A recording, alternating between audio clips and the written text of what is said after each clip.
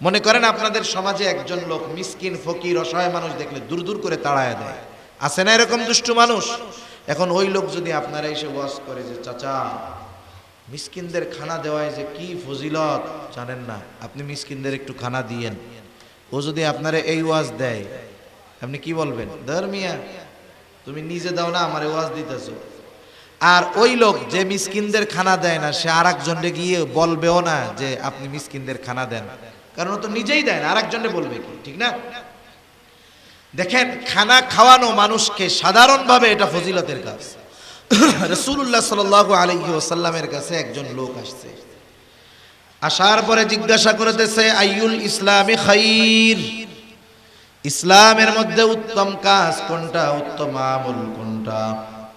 নবীজি সাল্লাল্লাহু আলাইহি ওয়াসাল্লাম উম্মতের রূহানি ডাক্তার, একই প্রশ্নের জবাব ব্যক্তির ভিন্নতায় উনি উত্তরটাও ভিন্ন ভিন্ন দিতেন। এই ব্যক্তি প্রশ্ন করলো ইসলামের মধ্যে উত্তম কাজ কোনটা, এই ব্যক্তির প্রশ্নের ক্ষেত্রে নবীজি জবাব দিলেন তুতিমুত তাআম ওয়া তাকরাউস সালাম আলা মান আরাফতা ওয়া মান লাম তারিফ। নবীজি বলেন তুমি মানুষকে খানা খাওয়াও আর পরিচিত অপরিচিত সবাইকে বেশি বেশি সালাম দাও। আল্লাহ রাসূল সাল্লাল্লাহু আলাইহি ওয়াসাল্লাম এখানে কোনো স্তর বিন্যাস করেন নাই, না, বরং কেউ যদি পরিচিত হোক অপরিচিত হোক, সচ্ছল হোক অসচ্ছল হোক, ধনী হোক আর গরিব হোক, কাউরে খানা খাওয়ায় আল্লাহর জন্য, সে যে হয় হোক, এই খানা খাওয়ানোর মধ্যে ফজিলত আছে না নাই? ফজিলত আছে। যদি আল্লাহর জন্য খাওয়ায়, আপনি ধনীরে খাওয়াচ্ছেন, আমি গরিব মানুষ খাওয়াইতেছি কোটিপতিকে, কিন্তু তার থেকে কিছু পাবার আশায় নয়, বরং আল্লাহর সন্তুষ্টির জন্য, এই খানা খাওয়ানোর মধ্যে ফজিলত আছে তো আছে। সাহাবায়ে কেরাম আল্লাহর জন্য মানুষকে খানা খাওয়াইতো, আর আমরা তো এখন খানা খাওয়াই পাবার আশায়। বিবাহ অনুষ্ঠান করে মানুষে আমরা খানা খাওয়াই, চিন্তা করি দাওয়াতও দিলাম, খাওয়াইলাম, যা খাইলো তার চেয়ে বেশি পাইলাম, এ সিস্টেম আছে না? এ ধরনের খানা খাওয়ানোর মধ্যে কোনো ফজিলত নাই। সাহাবায়ে কেরাম খানা খাওয়াইতেন আল্লাহর জন্য। আল্লাহ রাব্বুল আলামিন তারা মানুষকে খানা খাওয়ায় কি বলতো সে কথা আমাদেরকে জানায় দেন। আল্লাহ তাআলা বলেন, তারা বলে ইন্নামা নুতঈমুকুম লিওয়াজহিল্লাহি লা নুরিদু মিনকুম জাযাআও ওয়ালা শুকুরা। আল্লাহ রাব্বুল আলামিন বলেন, তারা বলে ইন্নামা নুতঈমুকুম লিওয়াজহিল্লাহ, আমরা তোমাদেরকে খানা খাওয়াইছি আল্লাহর জন্য, যেহেতু আল্লাহর জন্য খানা খাওয়াইলাম, লা নুরিদু মিনকুম জাযাআ, আমরা তোমাদের কাছে কোনো বিনিময় চাই না, প্রতিদান চাই না, ওয়ালা শুকুরা, এই খানা খেয়ে তোমরা আমাদেরকে ধন্যবাদ দাও, আমাদের কৃতজ্ঞতা প্রকাশ করো, এটাও চাই না।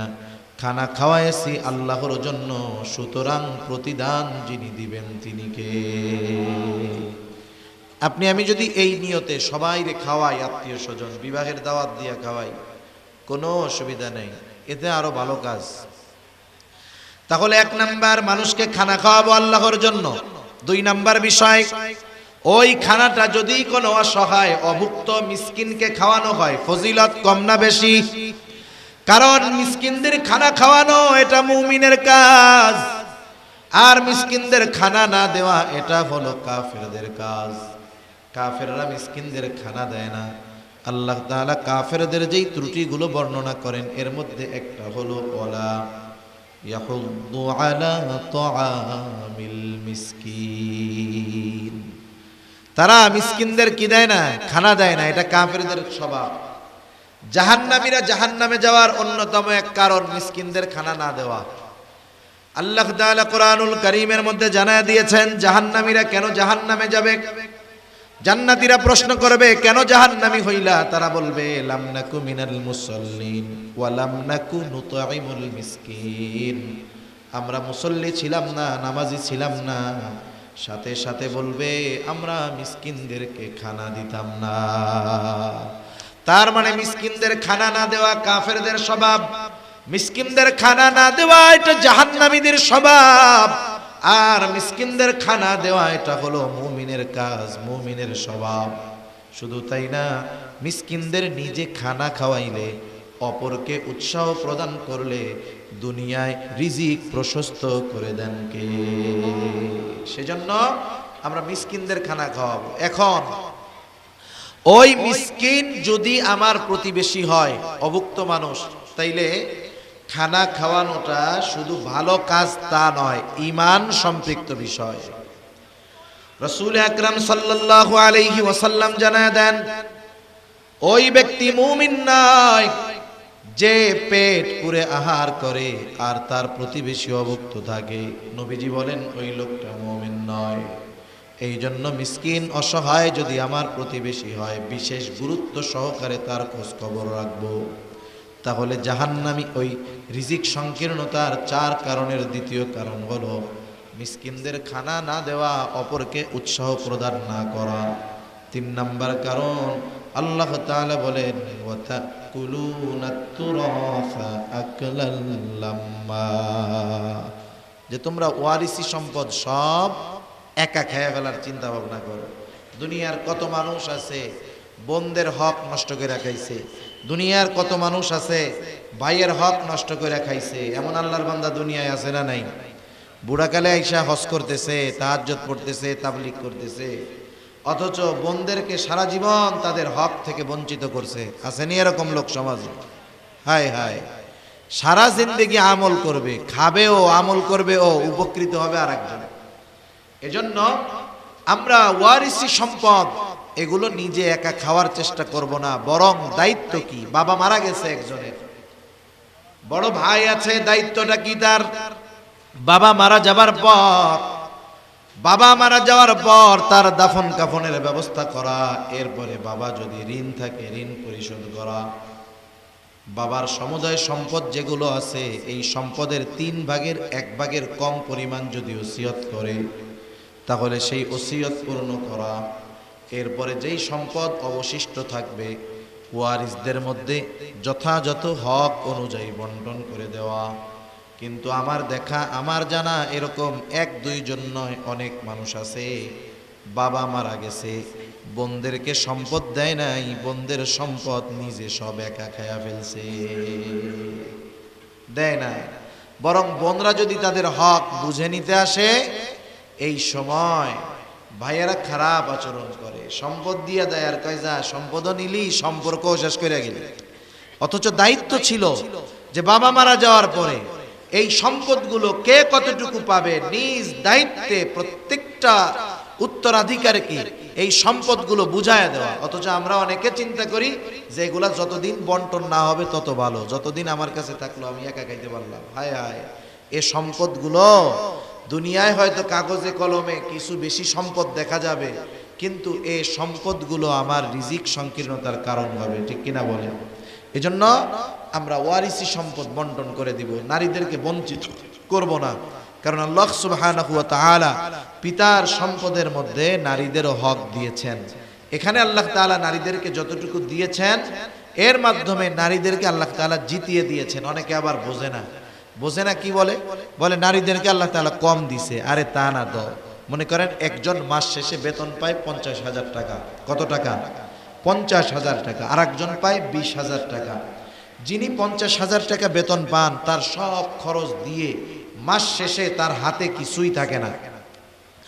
আর যিনি 20,000 টাকা পান, সব খরচ ব্যয় করার পর আরো 5,000 টাকা তার এক্সট্রা থাকে।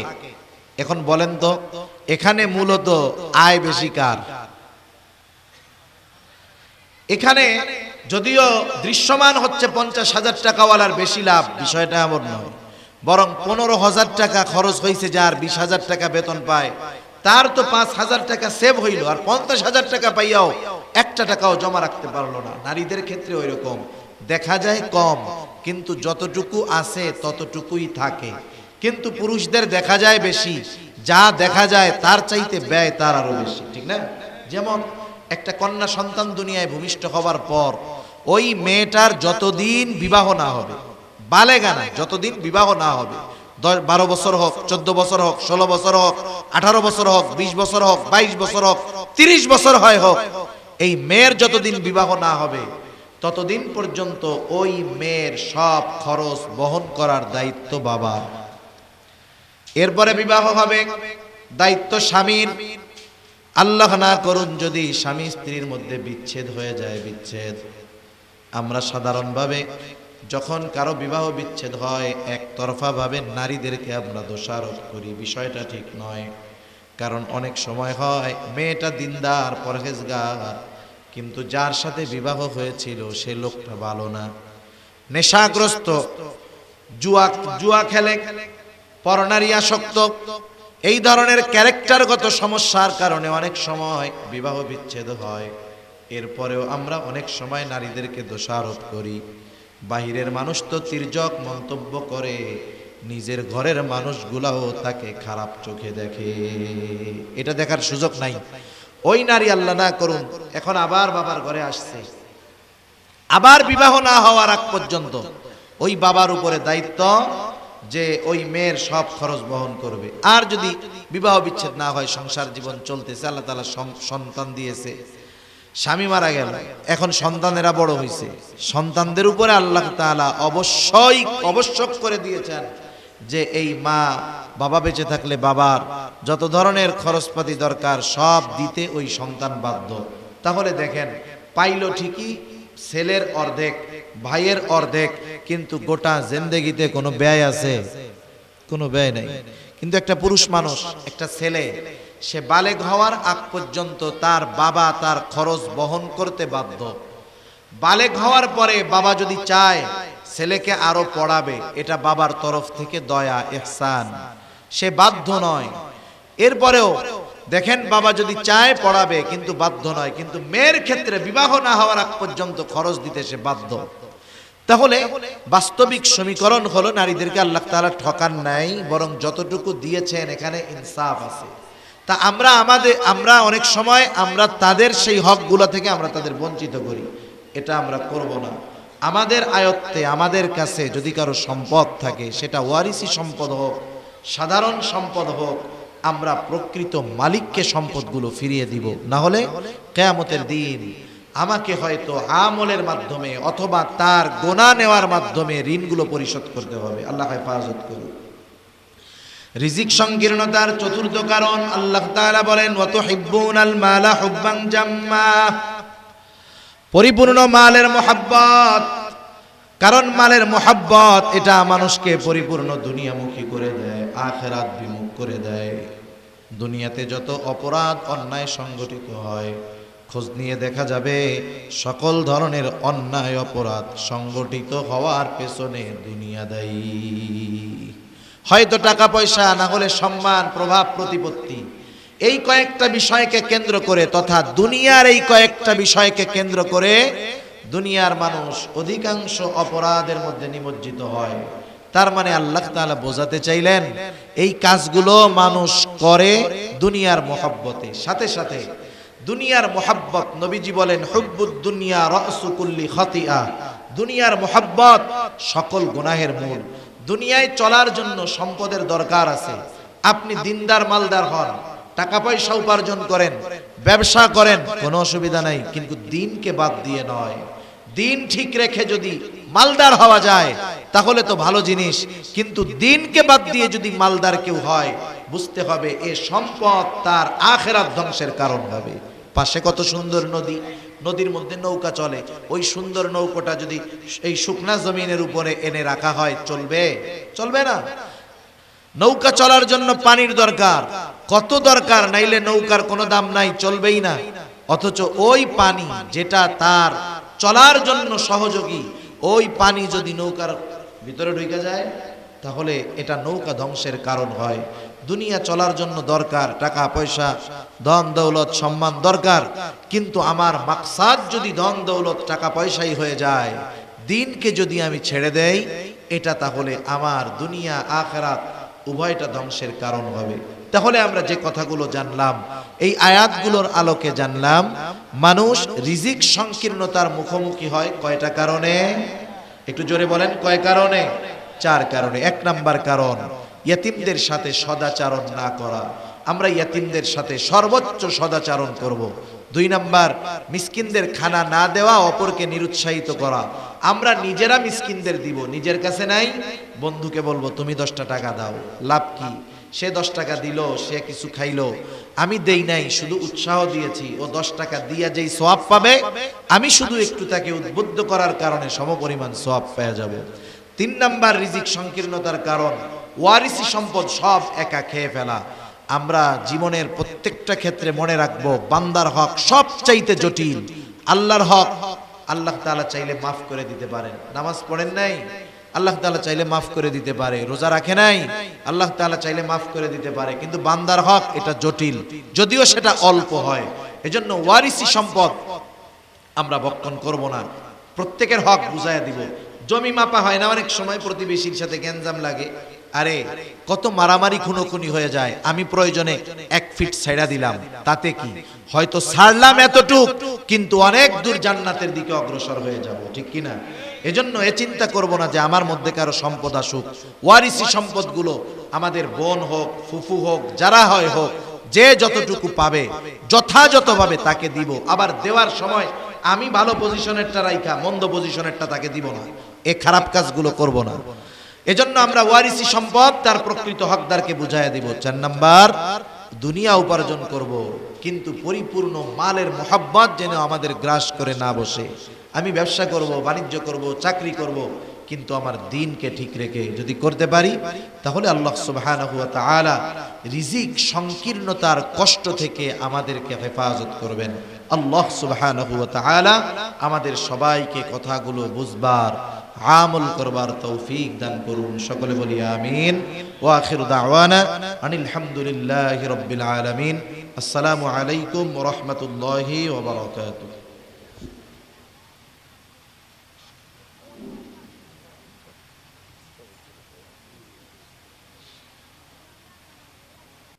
মনে করেন আপনাদের সমাজে একজন লোক মিসকিন, ফকির, অসহায় মানুষ দেখলে দূর দূর করে তাড়ায় দেয়। আছে না এরকম দুষ্টু মানুষ? এখন ওই লোক যদি আপনারা এসে ওয়াজ করে যে চাচা মিসকিনদের খানা দেওয়ায় যে কি ফজিলত জানেন না, আপনি মিসকিনদের একটু খানা দিয়েন, ও যদি আপনারা এই ওয়াজ দেয়, আপনি কি বলবেন? ধর্মিয়া তুমি নিজে দাও না, আমারে ওয়াজ দিতেছো। আর ওই লোক যে মিসকিনদের খানা দেয় না, সে আরেকজনকে গিয়ে বলবেও না যে আপনি মিসকিনদের খানা দেন, কারণ ও তো নিজেই দেয় না, আরেকজনে বলবে কি? ঠিক না? দেখেন, খানা খাওয়ানো মানুষকে সাধারণভাবে এটা ফজিলতের কাজ।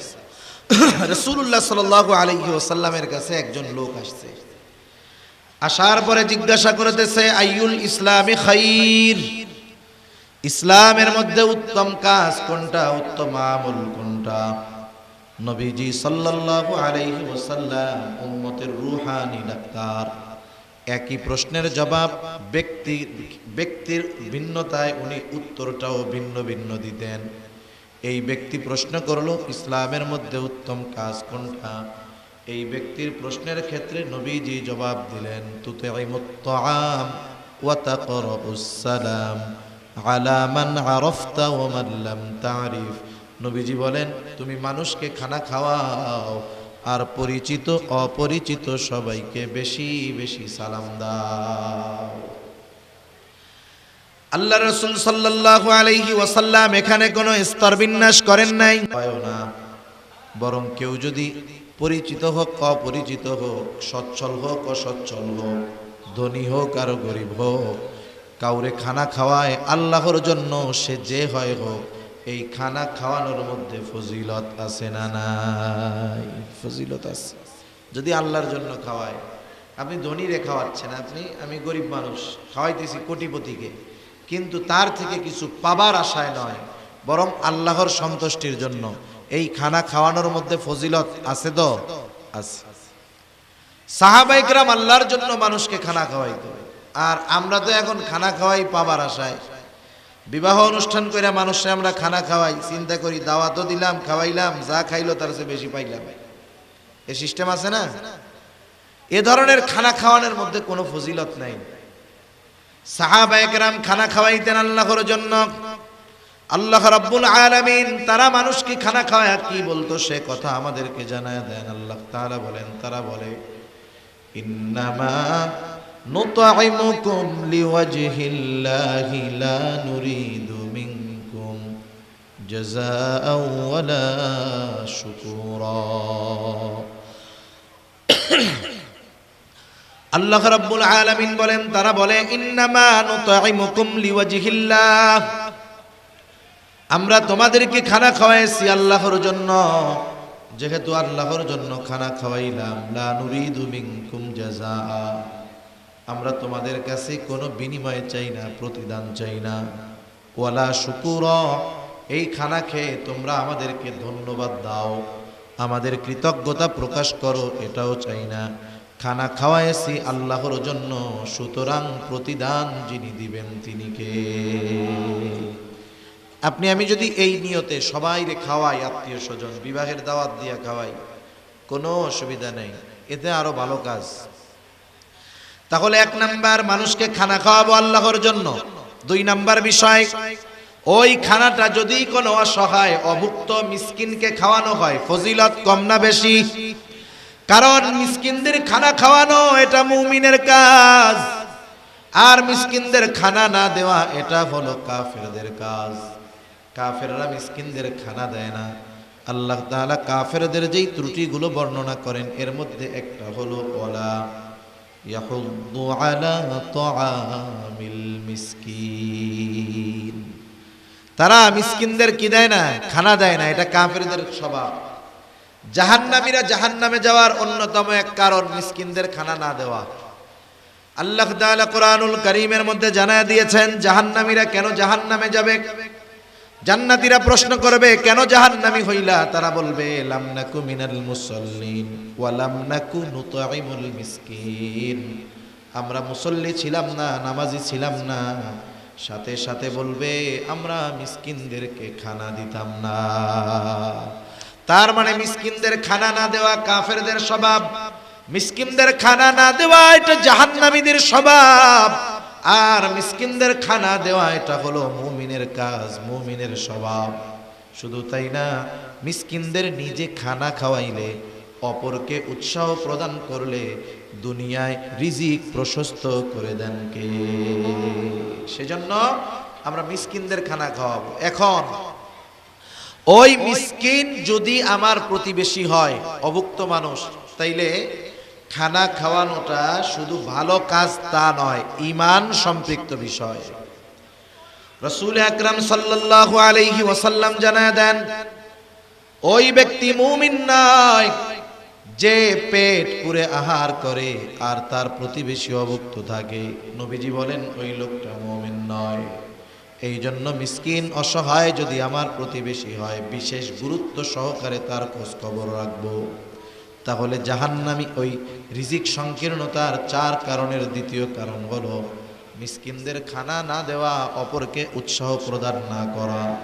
3 নাম্বার কারণ, আল্লাহ তাআলা বলেন, ওয়া তাকুলুনাত তুরাফা আকলাল লাম্মা, যে তোমরা ওয়ারিসি সম্পদ সব একা খেয়ে ফেলার চিন্তা ভাবনা করো। দুনিয়ার কত মানুষ আছে বোনদের হক নষ্ট করে খাইছে, দুনিয়ার কত মানুষ আছে ভাইয়ের হক নষ্ট করে খাইছে। এমন আল্লাহর বান্দা দুনিয়ায় আছে না নাই?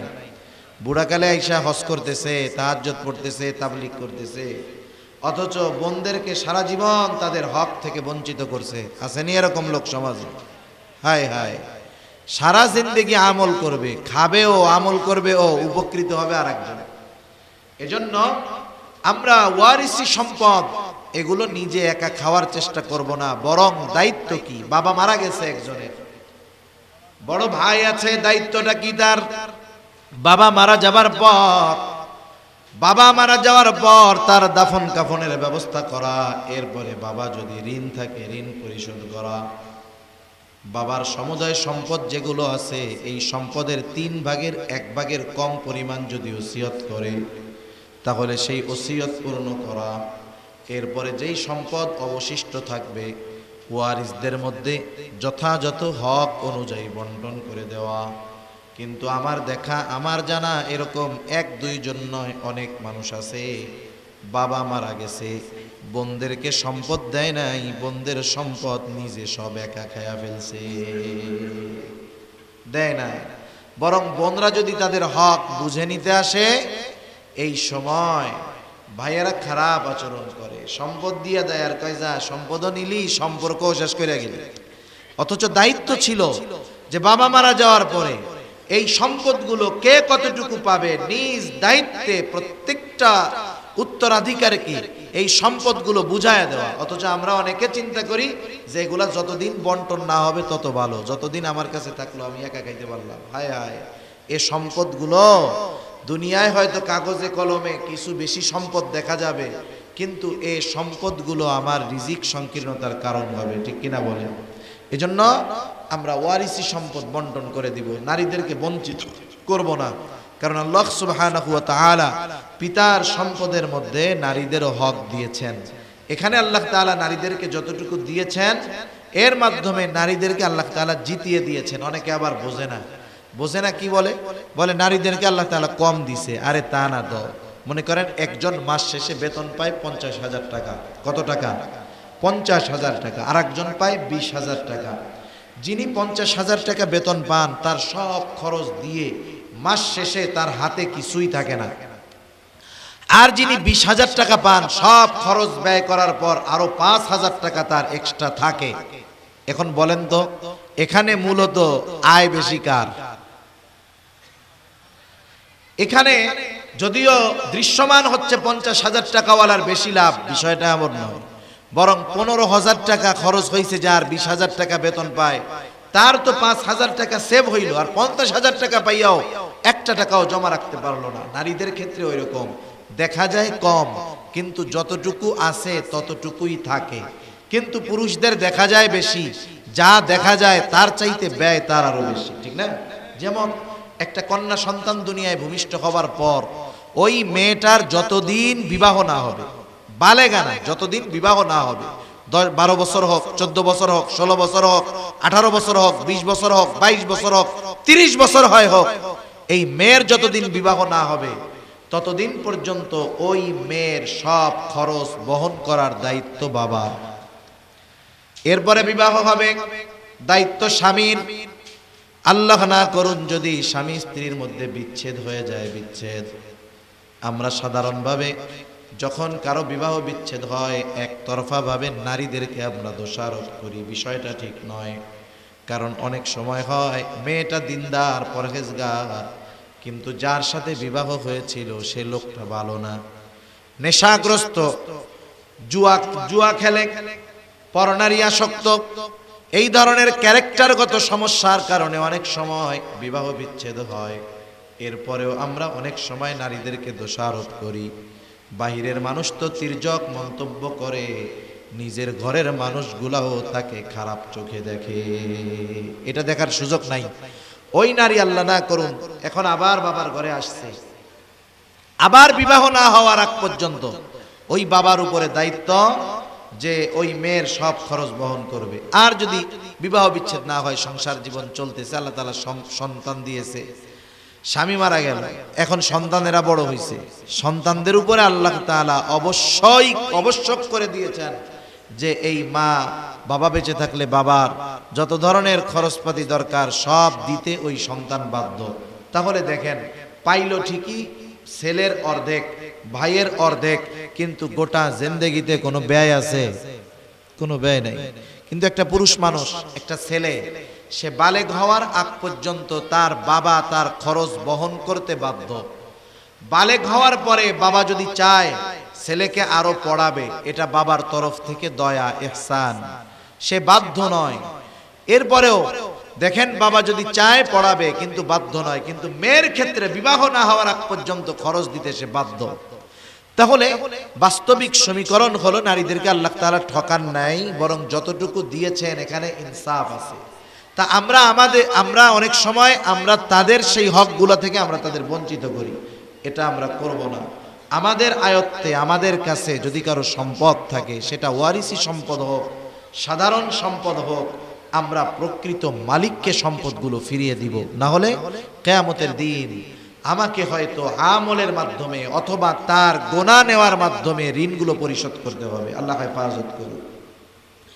রিজিক সংকীর্ণতার চতুর্থ কারণ আল্লাহ তাআলা বলেন ওয়া তুহিব্বুনাল মালা হুব্বান জাম্মা, পরিপূর্ণ মালের মোহাব্বত কারণ মালের মোহাব্বত এটা মানুষকে পরিপূর্ণ দুনিয়ামুখী করে দেয়, আখিরাত বিমুখ করে দেয়। দুনিয়াতে যত অপরাধ অন্যায় সংগঠিত হয়, খোঁজ নিয়ে দেখা যাবে সকল ধরনের অন্যায় অপরাধ সংগঠিত হওয়ার পেছনে দুনিয়া দায়ী। হয়তো টাকা পয়সা, না হলে সম্মান, প্রভাব, প্রতিপত্তি, এই কয়েকটা বিষয়কে কেন্দ্র করে তথা দুনিয়ার এই কয়েকটা বিষয়কে কেন্দ্র করে দুনিয়ার মানুষ অধিকাংশ অপরাধের মধ্যে নিমজ্জিত হয়। তার মানে আল্লাহ তাআলা বোঝাতে চাইলেন এই কাজগুলো মানুষ করে দুনিয়ার মোহাব্বতে। সাথে সাথে দুনিয়ার মোহাব্বত, নবীজি বলেন হুব্বুদ দুনিয়া রাসু কুল্লি খাতিআ, দুনিয়ার মোহাব্বত সকল গুনাহের মূল। দুনিয়ায় চলার জন্য সম্পদের দরকার আছে। আপনি দিনদার মালদার হন, টাকা পয়সা উপার্জন করেন, ব্যবসা করেন, কোনো অসুবিধা নাই, কিন্তু দিনকে বাদ দিয়ে নয়। দিন ঠিক রেখে যদি মালদার হওয়া যায় তাহলে তো ভালো জিনিস, কিন্তু দিনকে বাদ দিয়ে যদি মালদার কেউ হয়, বুঝতে হবে এ সম্পদ তার আখিরাত ধ্বংসের কারণ হবে। পাশে কত সুন্দর নদী, নদীর মধ্যে নৌকা চলে, ওই সুন্দর নৌকাটা যদি এই শুকনা জমিনের উপরে এনে রাখা হয়, চলবে? চলবে না। নৌকা চলার জন্য পানির দরকার, কত দরকার, নাইলে নৌকার কোনো দাম নাই, চলবেই না। অথচ ওই পানি যেটা তার চলার জন্য সহযোগী, ওই পানি যদি নৌকার ভিতরে ঢুকে যায় তাহলে এটা নৌকা ধ্বংসের কারণ হয়। দুনিয়া চলার জন্য দরকার টাকা পয়সা, ধন দৌলত, সম্মান দরকার, কিন্তু আমার মাকসাদ যদি ধন দৌলত টাকা পয়সাই হয়ে যায়, দিনকে যদি আমি ছেড়ে দেই, এটা তাহলে আমার দুনিয়া আখিরাত উভয়টা ধ্বংসের কারণ হবে। তাহলে আমরা যে কথাগুলো জানলাম, এই আয়াতগুলোর আলোকে জানলাম মানুষ রিজিক সংকীর্ণতার মুখোমুখি হয় কয়টা কারণে? একটু জোরে বলেন, কয় কারণে? 4 কারণে। 1 নাম্বার কারণ, ইয়াতিমদের সাথে সদাচরণ না করা। আমরা ইয়াতিমদের সাথে সর্বোচ্চ সদাচরণ করব। 2 নাম্বার, মিসকিনদের খানা না দেওয়া, অপরকে নিরুৎসাহিত করা। আমরা নিজেরা মিসকিনদের দিব, নিজের কাছে নাই, বন্ধুকে বলবো তুমি 10টা টাকা দাও। লাভ কি? সে 10 টাকা দিল, সে কিছু খাইলো, আমি দেই নাই, শুধু উৎসাহ দিয়েছি। ও 10 টাকা দিয়া যেই সওয়াব পাবে, আমি শুধু একটু তাকে উদ্বুদ্ধ করার কারণে সমপরিমাণ সওয়াব পেয়ে যাবে। 3 নাম্বার রিজিক সংকীর্ণতার কারণ, ওয়ারিসি সম্পদ সব একা খেয়ে ফেলা।